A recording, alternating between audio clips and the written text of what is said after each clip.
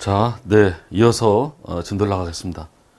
자, 우리가 지금까지 나온 걸 보면 총칙을 두 개로 나눠서 앞부분 그리고 제일 중요한 이 편 부동산 그리고 동산 그리고 이제 비금전 끄트머리 조금 뭔가 저기를 남겨놓고 있어요.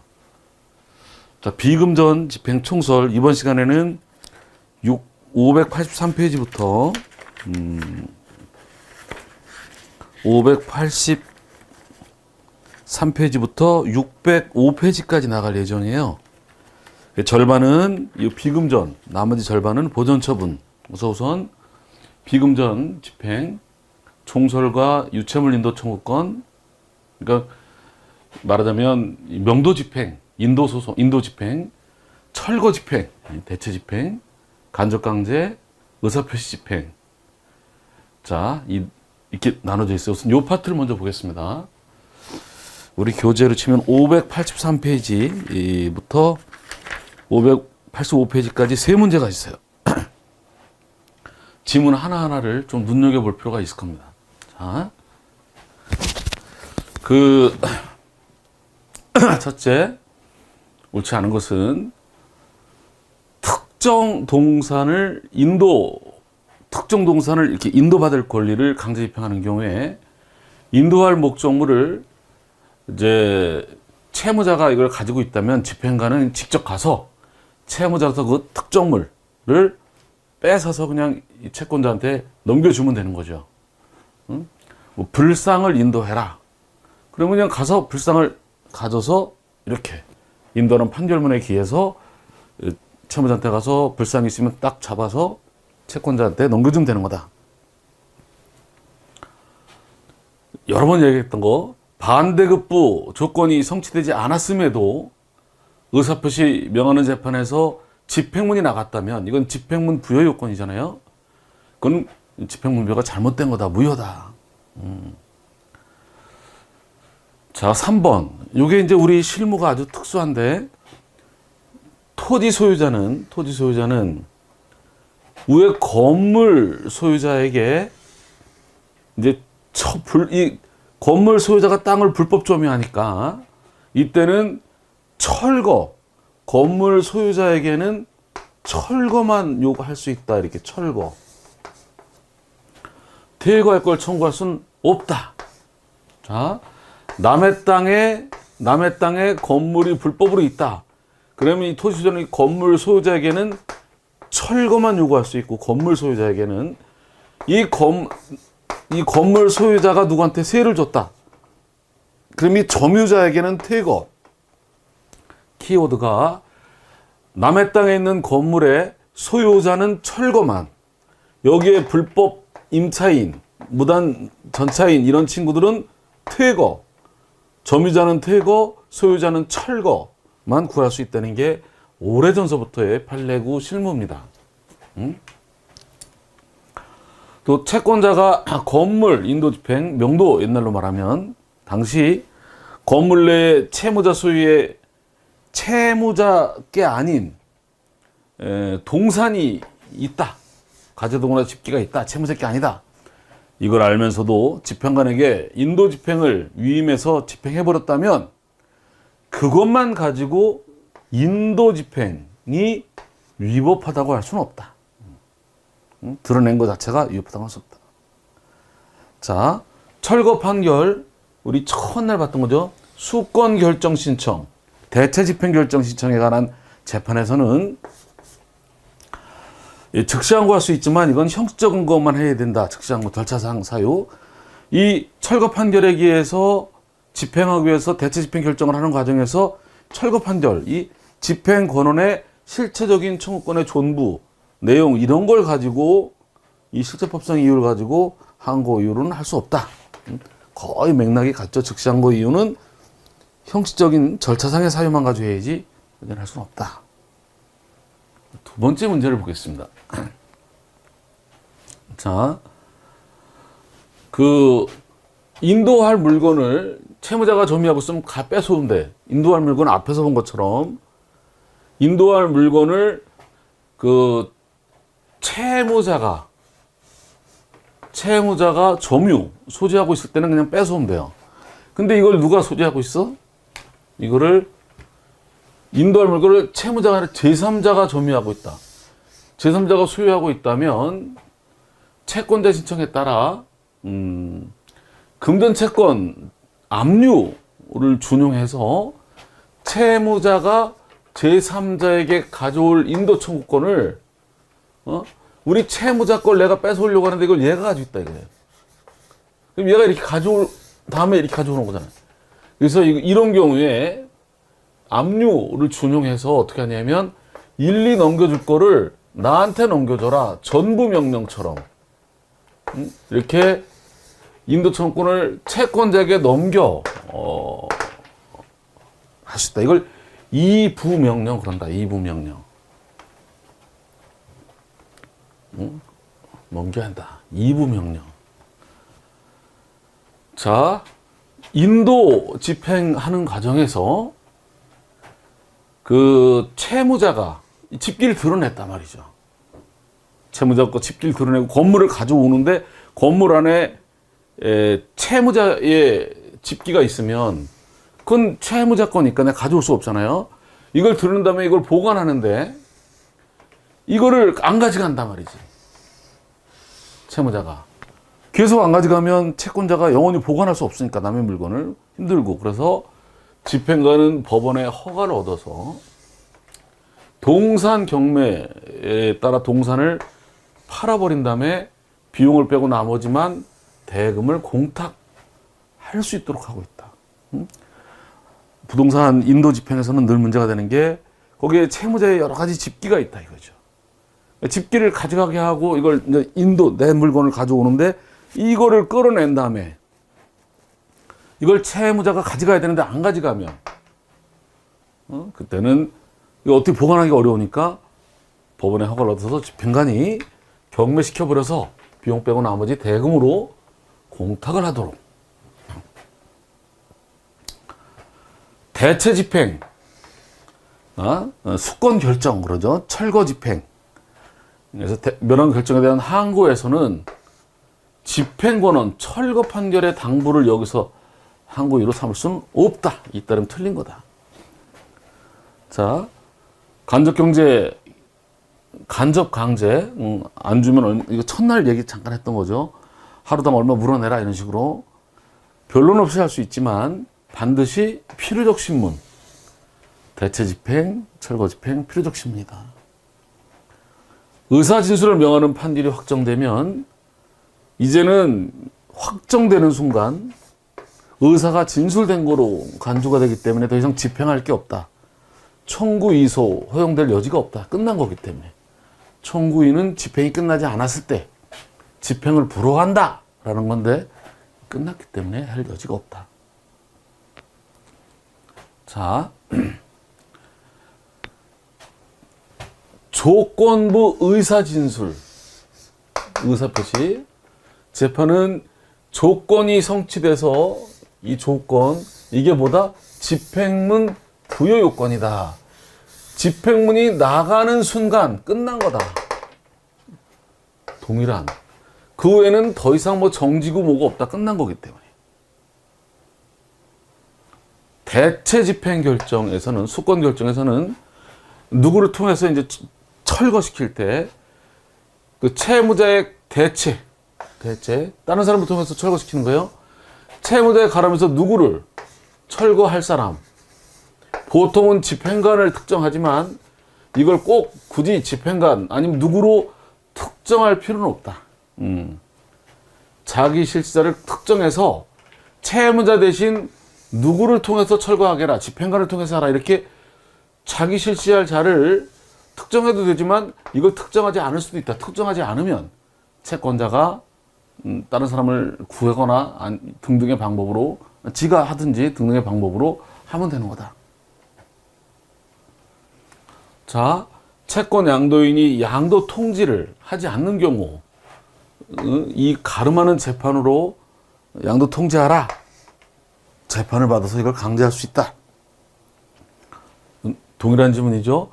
간접 강제 결정이나 대체 집행 결정에는 반드시 신문하도록, 변론은 안 해도 되지만 신문하도록 되어 있다. 필요적 신문. 자, 유체동산 인도. 유체동산 인도 뺏어오는 집행에서는 채권자나 대리인이 반드시 출석할 필요가 없다. 이게 뭐가 다르다?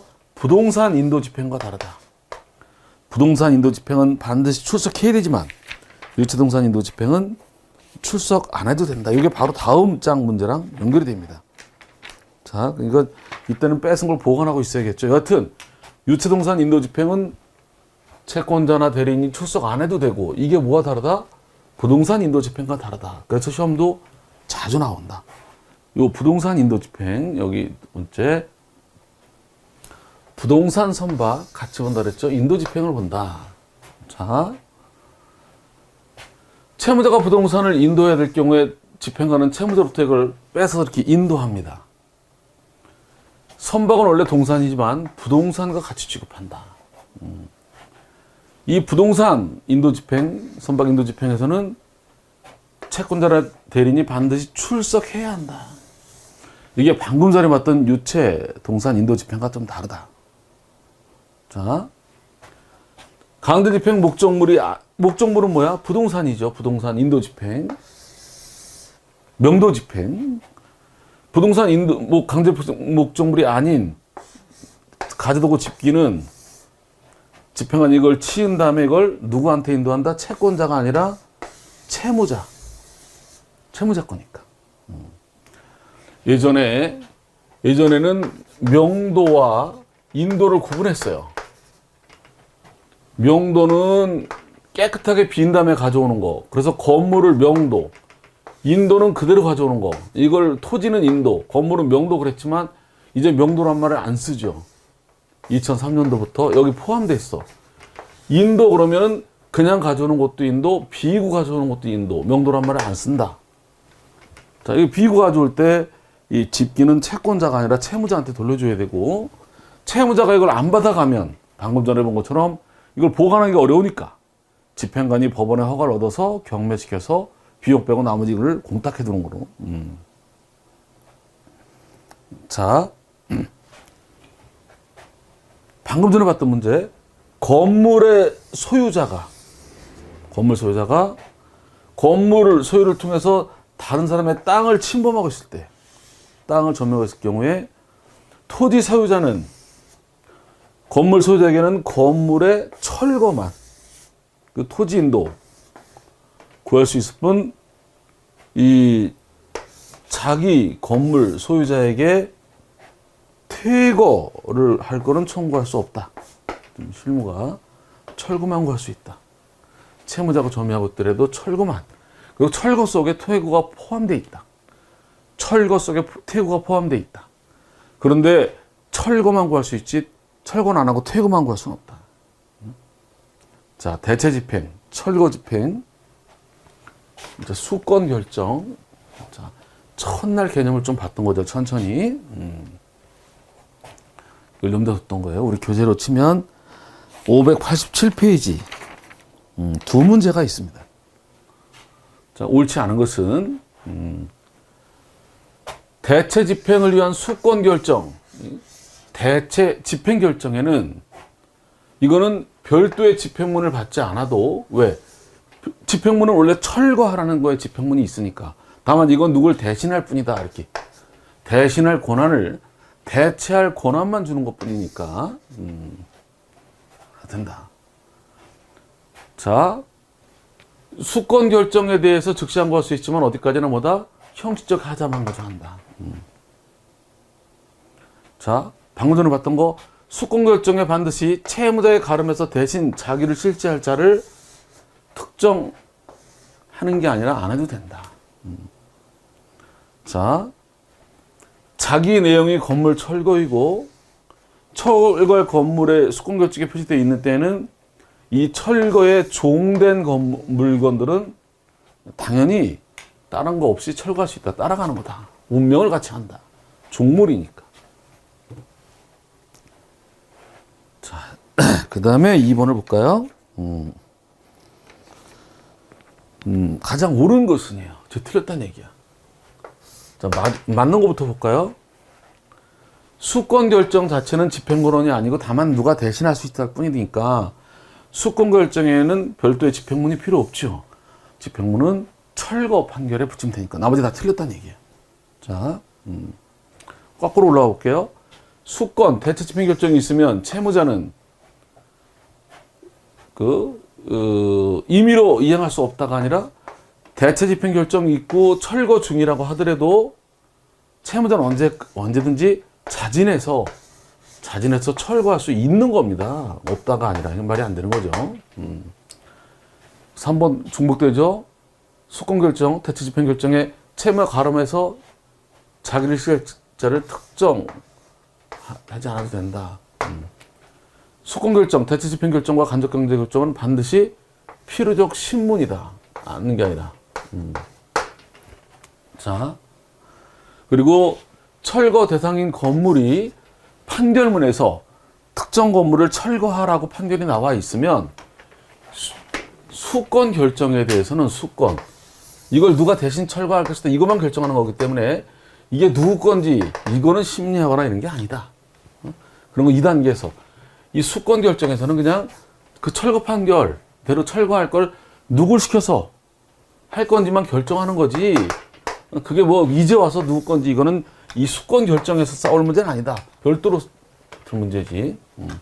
이걸 판단할 건 아니다. 자, 이제 간접 강제. 우리 교재로 치면 588페이지 문제가 있습니다. 588페이지. 자, 시험 문제로 치면 세 문제가 있군요.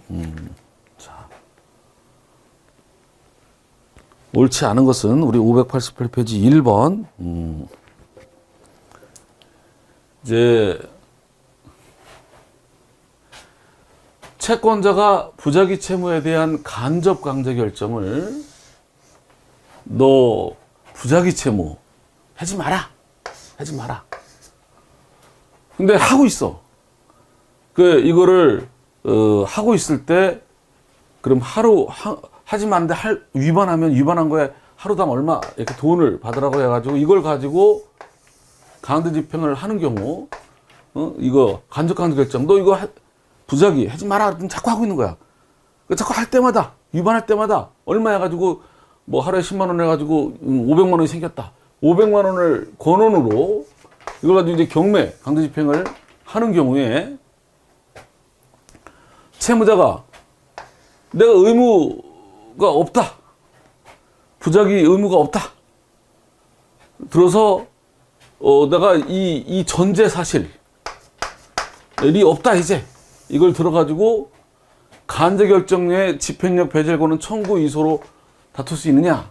그래서 이건 바로 오른쪽에 589제 해설이 잘 나와 있듯이 그 간접 강제 결정에서 이거 자기 의무 위반, 부작위 위반, 이거는 전제 조건이다. 조건.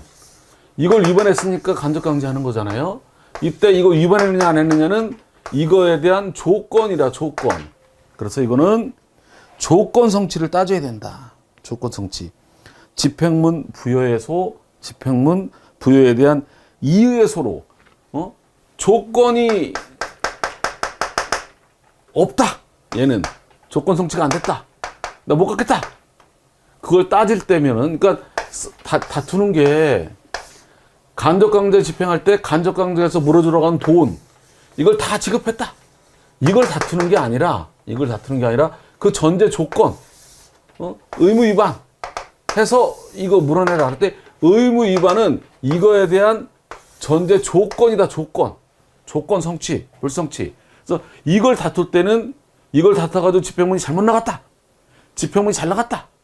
이렇게 조건 성취를 따져서 집행문 부여에 대한 이의에서 집행문 부여에 대한 이의, 1억으로 따져야지 청구 이의로 다툴 문제는 아니다. 간접 강제 결정을 집행권으로서 간접 집행할 때 간접 강제 지급하라고 한 돈, 이걸 다 지급했다면 이건 청구 이의가 될지 몰라도 간접 강제 나간 이 조건, 이걸 다툴 때는 이 집행문 이거로 다투게 해라. 2번 나왔던 거죠. 대체 집행은 신문, 필요적 신문, 변론은 안 해도 되지만 하게 돼 있다.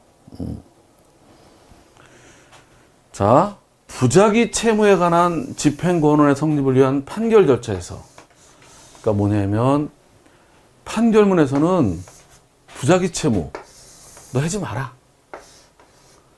판결문에서는 하지 말라고 나온다고. 너 이거 영업 장사하지 마라.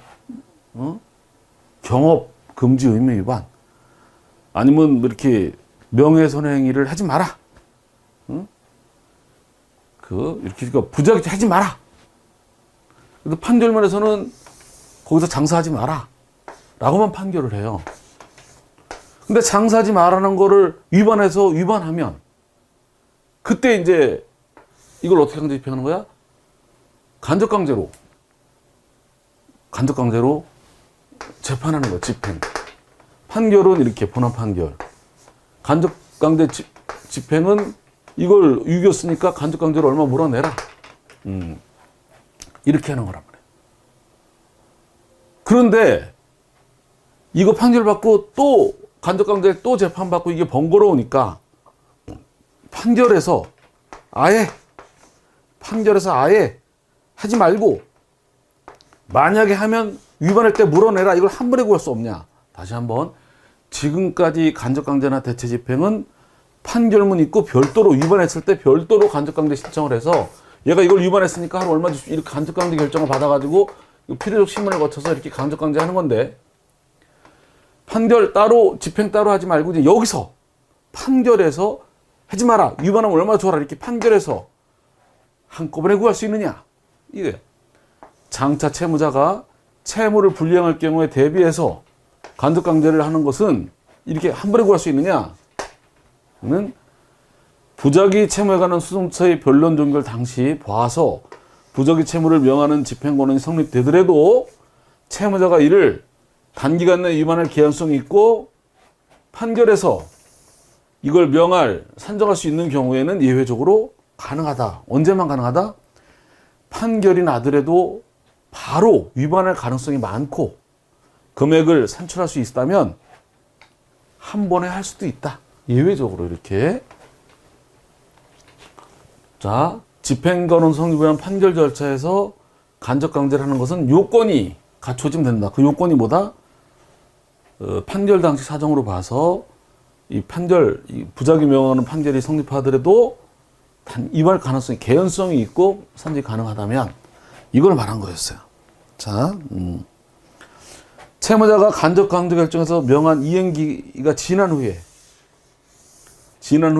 채무를 이행했다면 뭐 이때까지 뭐 해라. 이때까지 안 하면 하루당 얼마 물어내겠다. 이렇게 이때까지 해라. 근데 이때까지 안 하면 이렇게 물어내겠다. 근데 얘가 요 전에 이행을 했으면 괜찮은데 이렇게 위반해가지고 한참 가서 이만큼 해서 이행했다.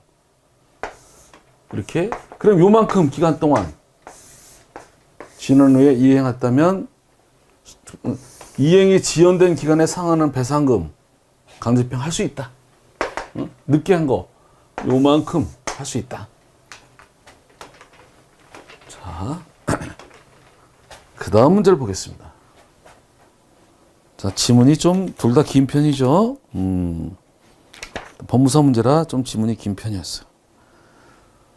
자, 변론 없이 강제했지만 대체 집행이나 간접 강제는 반드시 필요적 신문이다. 간접 강제 결정에서 명한 이행 기간이 지난 후에 스스로 이행했다면 이행이 지연된 기간만큼 강제 집행을 할 수 없다가 아니라 방금 전에 봤듯이 있다. 방금 전에 봤듯이.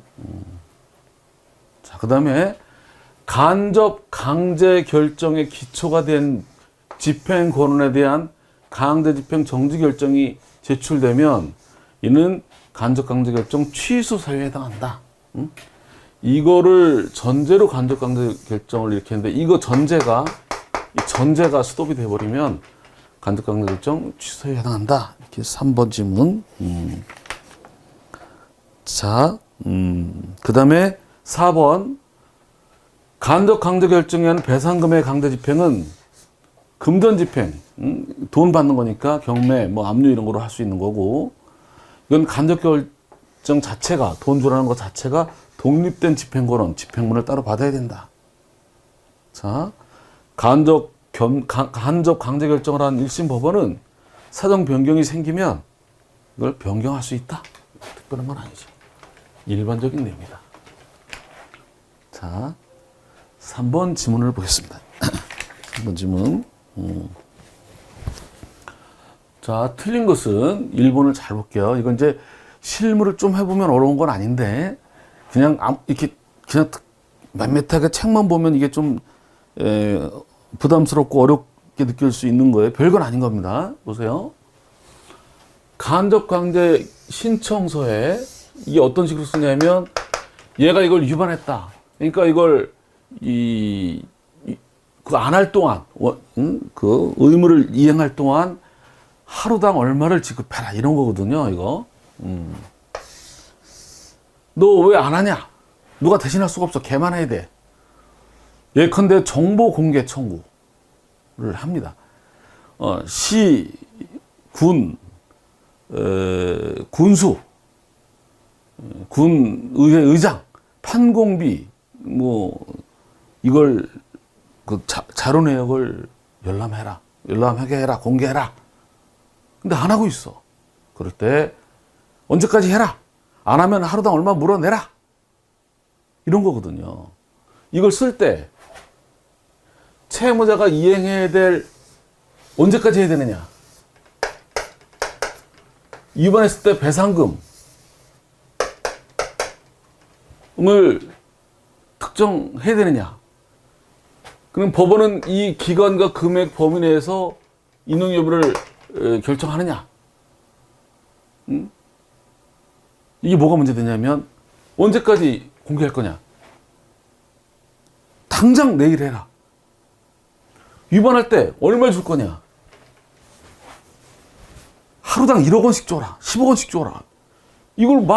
그럼 이걸 가지고 인용할 거냐 말 거냐 결정한다 그러면 상당히 이거 문제가 있잖아요. 그래서 1번 해설이 나왔듯이 구체적으로 기재하는 건 아니고 법원도 여기에 구속되지 않는다. 이걸 만약에 기재하고 거기에 구속된다면 상당히 웃긴 일이 벌어지겠죠.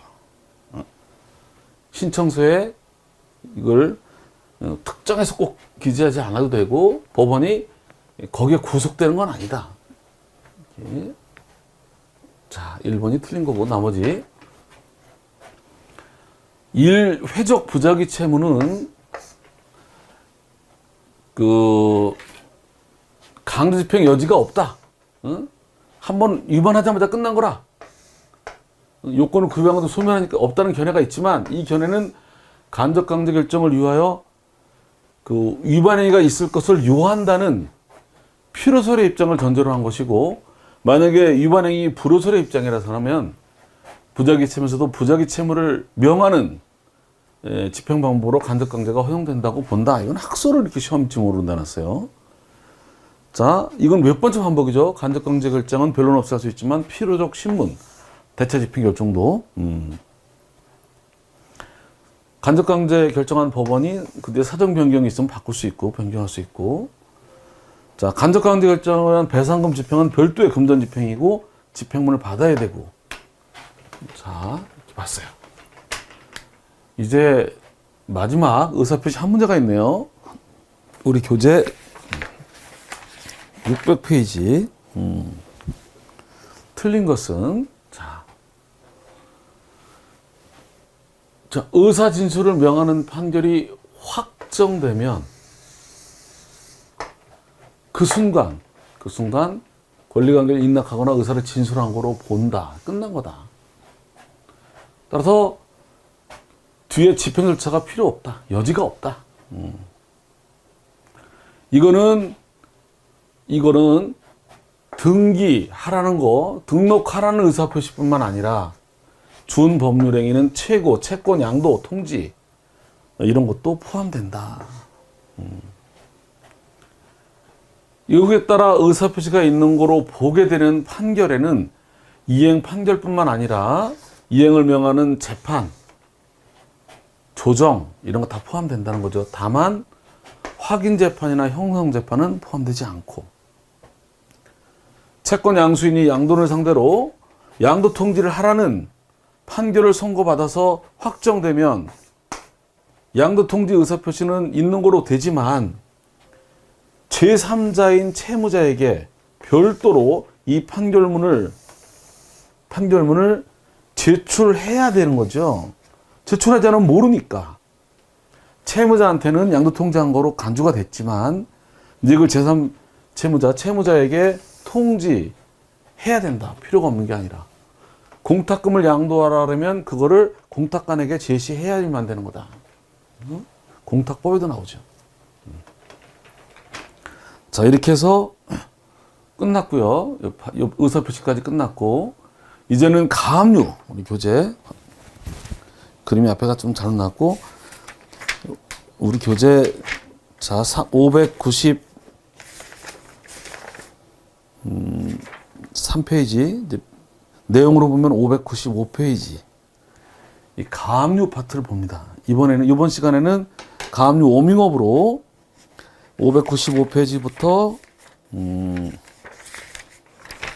605페이지까지 가압류의 의, 당사자, 의 한 문제, 그 다음에 당사자 네 문제, 그리고 관할 6문제, 그래서 11문제를 함께 보는 걸로 하겠습니다. 자, 의, 이게 지금 여기 보고, 그러니까 총칙, 앞에 그림이 잘못 나와서 총칙 두 개 나서 앞에 제일 중요한 부동산, 여기를 다 보고, 여기 보고, 이제 여기를 볼 차례예요. 여기 보고 나면 이제 총칙의 마지막만 이렇게 남죠. 자, 이 보존처분, 의, 당사자, 관할. 그래서 의를 보겠습니다. 우리 교재 595페이지 한 문제. 자, 보존처분은 신속 빼돌리지 못하게 하기 때문에 송달 전에도 집행할 수가 있고요. 자, 그리고 잠정적인 거다. 어디까지나 임시로 갑이 을에 대하여 토지 인도를 명하는 가처분 결정을 받아서 이걸 토지를 인도되었더라도, 잘 무슨 말이냐면 토지를 인도하라는 판결에 의해서 인도받았으면 끝난 건데 가처분으로 토지 인도 소송은 별도로 진행 중이고 임시로 단행 가처분, 이렇게 특별한 경우에 임시로 토지를 넘기라는 가처분, 이 가처분으로 넘겨받았다면 넘겨받았더라도 이 임시로 가지고 있는 거다 이거예요. 그 후에 토지에 대한 의뢰 점유를 방해해서는 안 된다는 결정을 구하는 가처분 신청 사건에서는 이 잠정적인 이행 상태 실현은 고려함이 없이 을이 점유하고 있는 거로 봐야 된다. 그러니까 임시로, 가처분은 어디까지나 잠정처분으로 임시로 이렇게 한 거기 때문에 나중에 재판할 때 이 잠정적 가처분으로 가져온 거는 어디까지나 잠정적인 이행 상태 실현이다 이거예요. 가처분으로 이렇게 해놓은 거는 이거를 잠정적으로 이거는 고려하지 말고 다른 걸 해라. 이거 밑에 문제도 마찬가지예요. 토지와 건물의 소유권에 의해서 점유자 등을 상대로 인도를 구하는 소송에서 원고가 변론 요구 전에 가처분을 받아가지고 가처분으로다가 철거한 후에도 인도를 그대로 유지하고 있다면 멸실 고려함이 없이 청구의 당부를, 가처분으로 진행된 거는 이 판단할 때 가처분으로 집행 온 거 자체를 고려하지 말고, 가처분으로 온 거는 잠정적인 임시 상태니까 이걸 고려하지 말고 있느냐 없느냐를 고려해라. 그 비슷한. 자,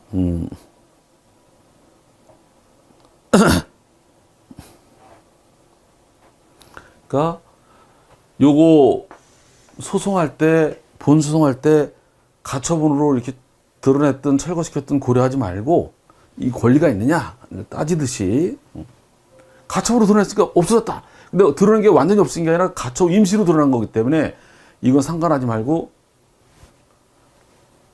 하듯이 이것도 가처분 인도됐더라도 다른 이런 사건 처리할 때, 다른 사건 처리할 때 이 잠정적 고려하지 말고 점유하고 있는 걸 전제로 점유를 방해해서는 안 된다는 가처분 입장에서는 이걸 고려하지 말고 이렇게 이걸 고려해버리면 가져왔으니까 점유 안 하는 게 되잖아. 이것도 없어졌잖아. 결론은 뭐다? 가처분으로 집행한 것은 잠정적인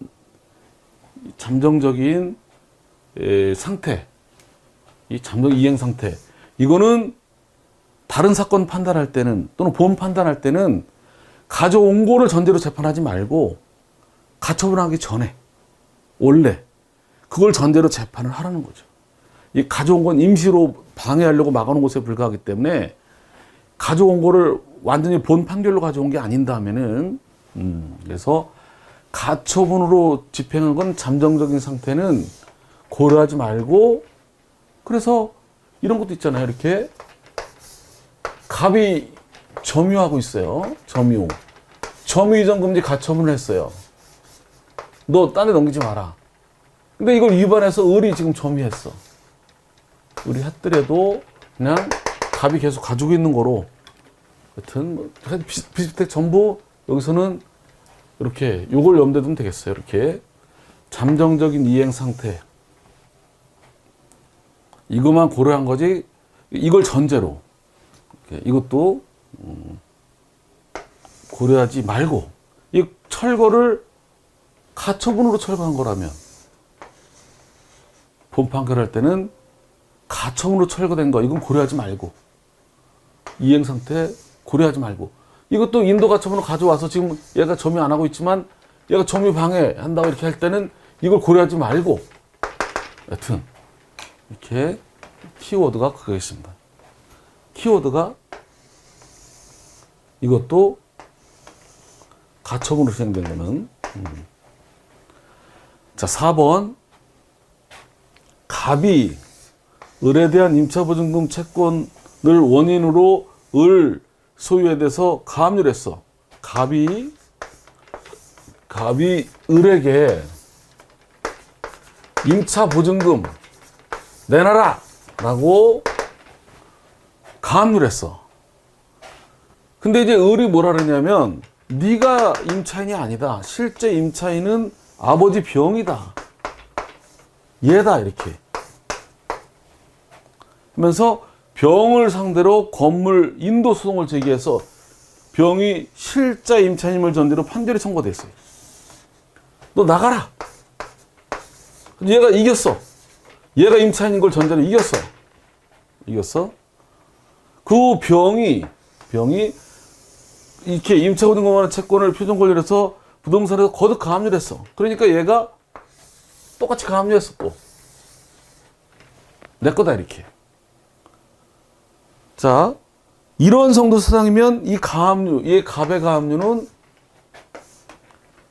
사정 변경한 취소사항에 해당한다죠. 볼 수 없다가 아니라 얘가 가압류를 했는데 나중에 봤더니 너는 임차인이 아니고 임차인은 아버지라는 걸 전제로 명도 판결 인도 소송에서 이겼고, 이 아버지도 이걸 자기 거라는 걸 전제로 가압류를 했다면 이 가압류는 이제 사정 변경에 해당한다. 취소에 해당한다. 아닌 게 아니라 해당한다. 이렇게. 이런 거 시험에 나오면 판례이기 때문에 그대로 나옵니다. 응용 없이 그대로 나옵니다. 이렇게 나오면 끄트머리 보면 되는 거예요. 자, 합의재판부가 한 개뿐인 법원에 합의 사건이 접수됐는데 법관 일부가 출장 중이어서 합의가 안 된다. 때 불가능한 경우에는 재판장이 보존처분에 대한 재판을 할 수가 있다. 예외 경우에 대비해서 긴급성에 대비해서 이런 규정을 두었다. 자, 이제 당사자를 보겠습니다. 596페이지부터 문제가 네 문제가 있습니다. 600페이지까지. 자, 네 문제. 자, 옳은 것은 자, 옳은 것은요. 맨 밑에부터 볼게요. 민법상 이 공동수급체가 경쟁 입찰에 참가했다가 다른 데가 낙찰자가 됐다. 그러면 이게 우리 둘이 들어갔다가 우리 떨어지고 딴 데가 됐다. 근데 이게 문제가 있다. 그때 이 중 한 명이 야, 이거 하지 마라. 너 잘못했다. 라고 가처분을 갈 수 있느냐? 가능하다는 거예요. 가능하다는 거. 보존행위로서 가능하다. 자, 이렇게 정리하면 뭐다? 이렇게 공동으로 도급을 받았는데 우리가 떨어지고 다른 애가 된 거야. 입찰에 들어갔는데. 근데 이게 부조리가 있는 거야. 그때 둘 이름으로 가처분이 가능하냐? 한 사람으로도 가능하냐? 보존행위에 일환으로서 한 사람으로도 속행금지 가처분을 할 수 있다는 게 판례다. 또 판례가 그러니까. 자, 그 다음에 나머지 진짜 틀렸다는 얘기예요. 신청 당시 이미 사망한 사람을 상대로 한 보존 처분은 부적법하죠. 당연무효죠. 시효도 없어요. 상속인에 미치지 않아. 여기까지는 맞아. 근데 상속인은 무효지만 외관을 제거하기 위해서, 흔적을 제거하기 위해서 이의 신청을 할 수 있다. 왜? 그 무효인 가압류 흔적을 제거하기 위해서. 자, 가압류와 다툼에 대한 가처분은 이게 신청 당시 생존하고 있었다면 그 뒤에 결정 당시 사망하고 이렇게 됐더라도 당연무효는 아니다. 포인트가 살아있었다면. 세 번째는 민사소송법에 보면 본소송을 수임한 변호사는 그 소송을 함에 있어서 강제집행이나 가압류 가처분, 보존 처분이 행해할 수 있는 대리권을 가짐으로 본 소송을 수임한 변호사는 별도로 위임을 받지 않아도 그 본 소송과 관련된 강제집행 정지, 보존 초성, 아니 강제집행, 그러니까 다시 한번 본 소송을 수임한 변호사는 그 판결 끝난 다음에 그 판결을 집행하는 거나 이 판결과 관련된 이 소송과 관련된 가압류 가처분은 별도로 위임장을 내지 않아도 당연히 대리권이 있어요. 여기까지는 맞아요. 근데 의뢰인에 대한 관계에서 당연히 이런 걸 해줄 의무를 부담하느냐? 이건 아니라는 거예요. 다시 한번 본 소송을 선임 위임받은 변호사는 그 본 소송과 관련된 강제집행 또는 본 소송을 위한 가압류 가처분을 위임장 안 받고도 할 수 있지만 그렇다고 해서 의뢰인에게 반드시 그걸 해줘야 될 의무를 부과하는 것은 아니라는 거예요. 왜 문제가 됐냐면 변호사한테 소송을 맡겼는데 변호사가 다 알아서 해줄 줄 알았는데 재판만 하고 가압류를 안 했어요. 재판만 하고 가압류를 안 하다 보니까 판결은 이겼는데 가압류를 못 해가지고 돈을 못 받게 생겼어. 그래서 변호사 상대로 재판을 걸었어. 가압류를 했으면 내가 받을 건데 안 해줘가지고 못 받았으니까 책임져라. 근데 판례가 권한은 있지만 그렇다고 의무를 부담하는 건 아니다. 별도로 위임 계약을 맺고 돈을 주거나 그러기 전에는 그 선임 위임되지 않은 이상 의무를 부담하는 게 아니다. 이거를 그 변호사분이 이런 걸 의뢰인한테 얘기해 줬으면 이런 게 안 생겼을 건데 이걸 얘기 안 해주고 그냥 하다 보니까 의뢰인은 다 해주려니 알고 이렇게 했다가 일이 벌어졌던 것 같아요. 자, 가압류 결정을 받은 제3채무자는 결정 후에 취득한 채권 가지고 상계하지 못합니다. 못합니다. 그러나 이 반대 채권이 가압류할 당시 자동 채권, 내가 받을 돈과 제3채권을 받을 돈과 이 채권이 적상에 있거나, 그러니까 이미 가압류 들어오기 전에 이미 둘 다 시간이 지났다거나 기한이, 내 받을 채권의 변제의가 반대 채권과 동시 또는 먼저 도래하면, 아직 기간이 안 도래했더라도 내 받을 돈이 동시나 먼저 도래할 때는 상계할 수 있다. 자, 상계할 수 있어요. 없다가 아니라. 틀린 거지. 옳은 거였으니까. 자, 여기도. 자, 알았겠죠? 그러니까 가압류 이렇게 채무자가 있고, 여기 제3채무자가 있는데, 여기 이제 요 줄 돈에 가압류가 들어온 거잖아, 이렇게. 내가 받을 돈이 있었다, 이렇게. 요걸 수동채권, 요걸 상계를 요구하는 사람 채권을 자동채권 그런다고. 그래서 요게 들어온 후에 이거 생긴 거 가지고는 상계를 못 하지만, 이거 들어올 당시에 이미 둘 다 기간이 지났으면 어느 게 먼저 지났는지 묻지 않고, 둘 다 기간이 지났으면 상계 적상이 도래하는 거니까. 상계 적상은 둘 다 기간이 도래한 걸 말해요. 압류를 올 당시에 둘 다 이것도 도래했고 이것도 도래했으면 누가 먼저 도래하는지 상관없이 상계할 수 있고, 압류 들어올 당시 아직 기간이 둘 다 안 지났더라도 이거보다 이게 먼저라거나 동시면은 상계할 수 있다는 거예요. 상계할 수 없는 게 아니라 있다는 거죠. 자, 그 다음에 2번을 보겠습니다. 598페이지. 옳은 것은요, 이것도. 자, 옳은 것부터 볼게요. 채권 가압류에서 제3채무자는 이게 계속 반복됩니다. 채권 가압류에서 제3채무자는 이해관계인에 불과하다. 당사자가 아니다. 따라서 얘는 이의도 제기할 수 없고 취소를 제기할 수 없다. 그런 거죠. 자, 신청 당시 이미 사망한 사람을 상대로 한 건 부적법하고 무효고 상속인에게 안 미치지만 상속인이 흔적을 제거하기 위해서 이를 신청할 수 있다는 거죠. 앞에 똑같죠, 문제가. 본소송이 고유 필수적 공동소송.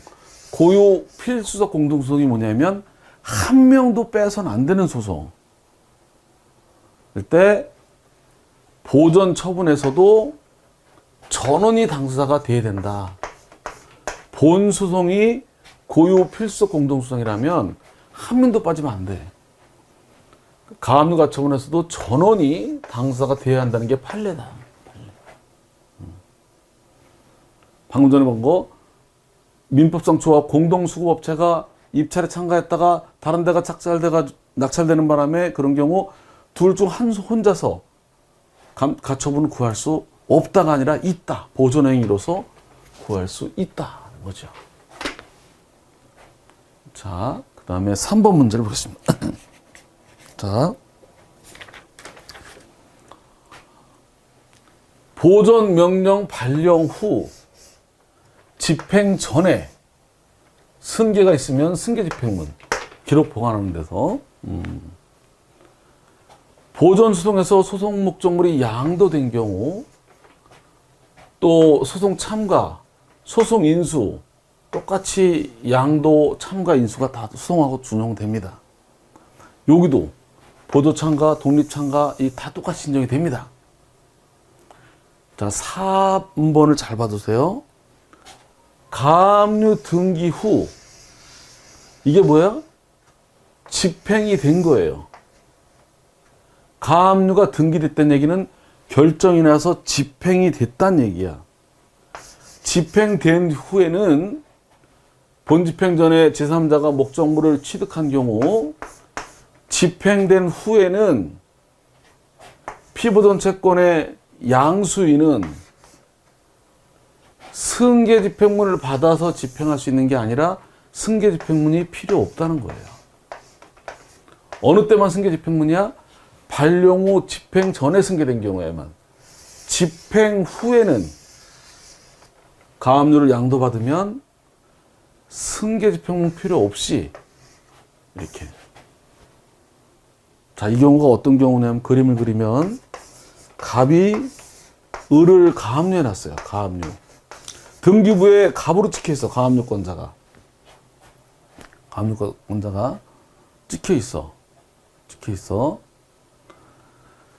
그런데 그 뒤에 이걸 양도받으면 이 가압류 후에 이걸 양도받으면 병이 그럼 양도받아도 바로 집행하면 돼요.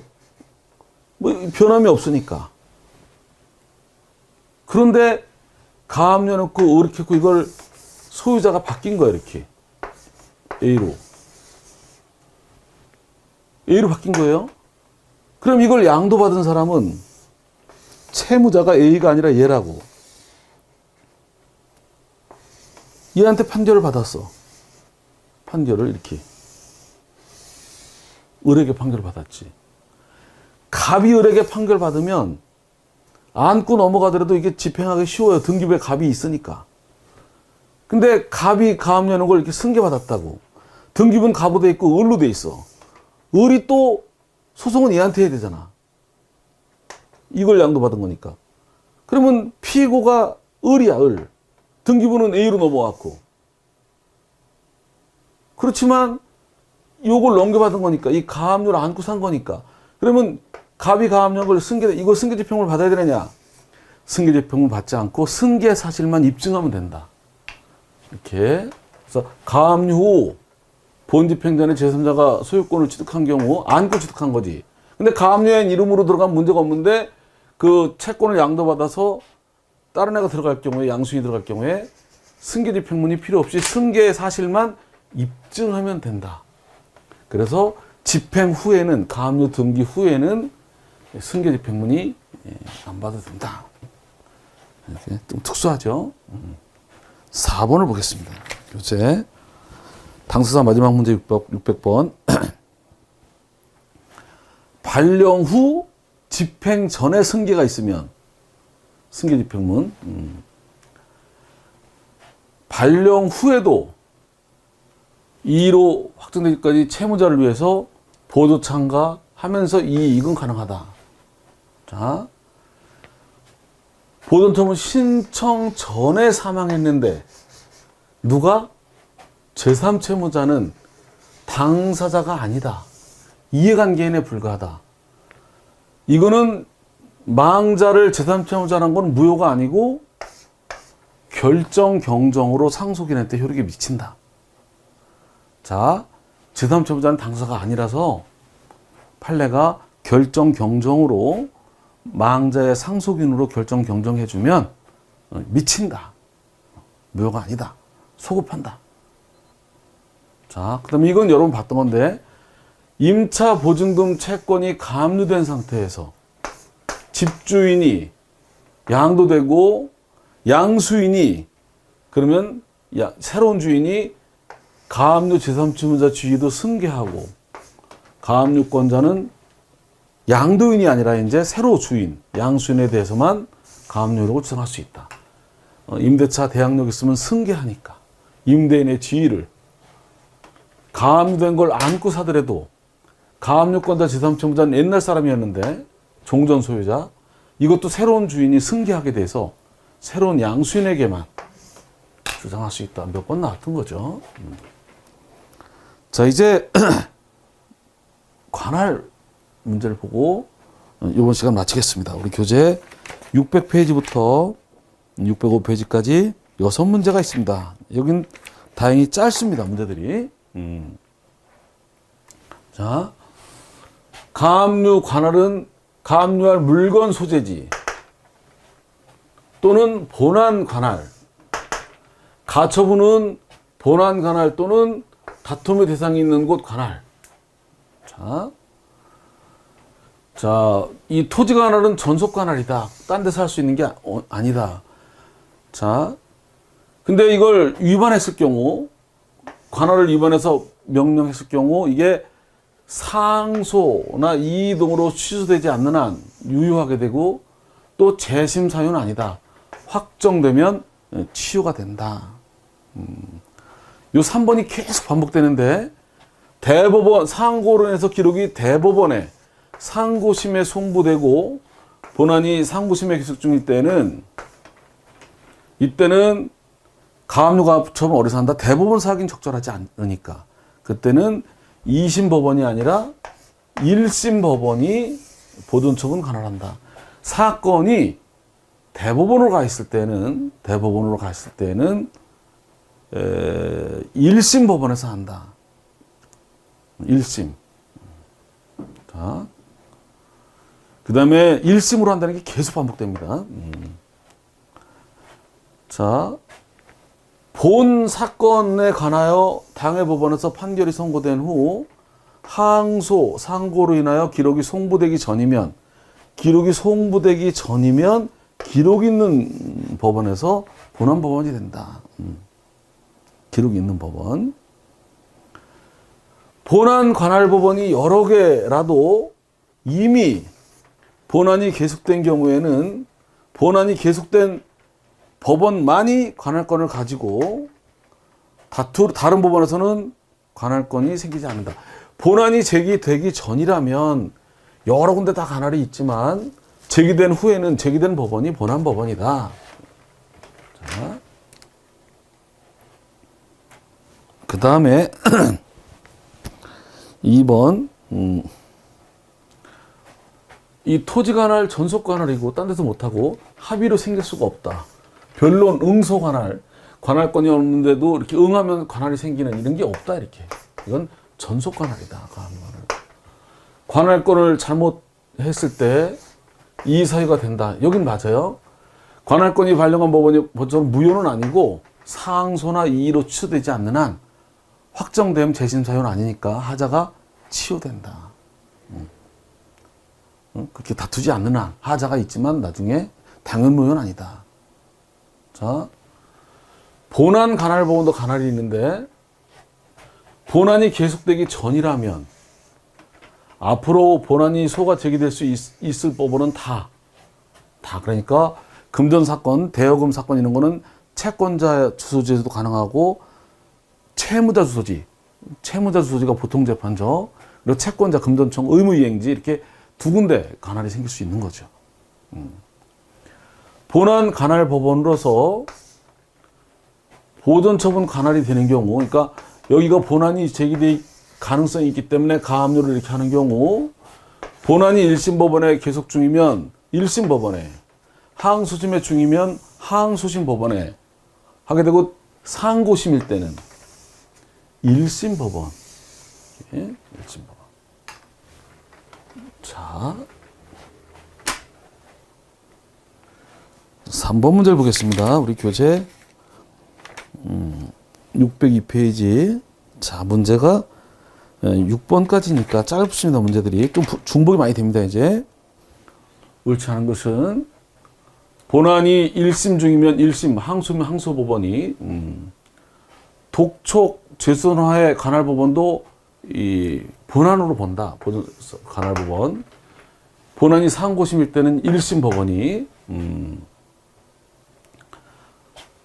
본안 이 보존처분 신청 후 여기가 의정부에서 본안이 제기 중이야. 그래서 의정부에다가 본안 소송 중이니까 가압류를 했어.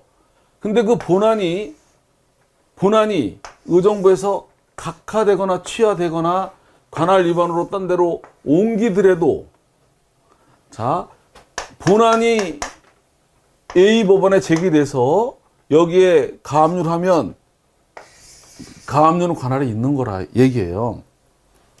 나중에 본 소송이 각하, 취하, 이송되더라도 보존처분 관할은 위반이 아니다. 일단은 보존처분은 긴급 이런 것 때문에 이 신청하는 순간 본안만 제기돼 있으면 이건 관할은 적법한 거다. 그 뒤에 이게 어떻게 변동되더라도 지장이 없다.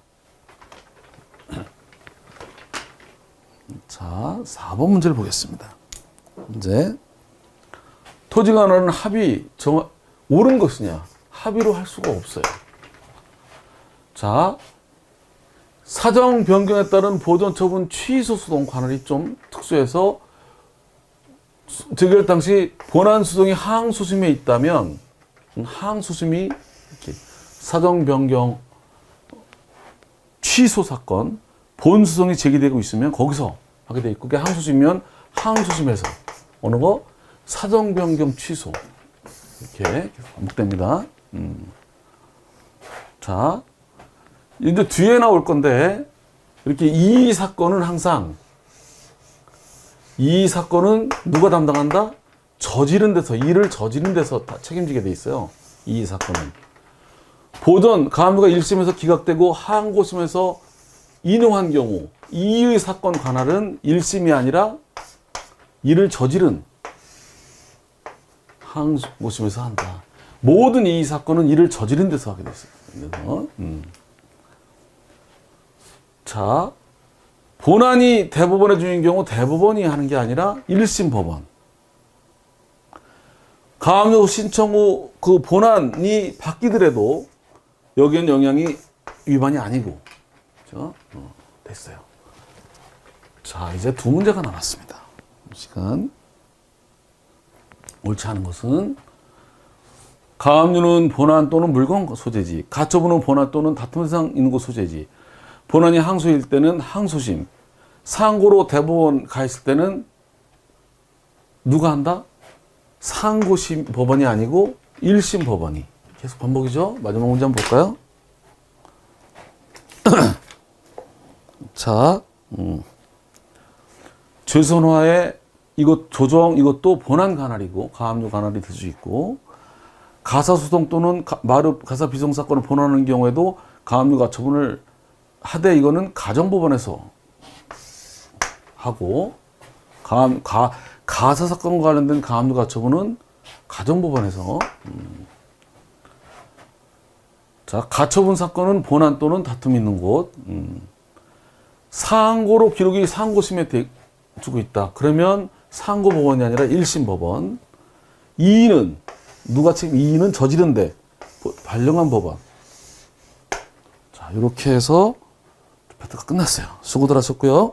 조금 쉬었다 우리 605페이지 보존 처분의 요건 파트를 정리하겠습니다.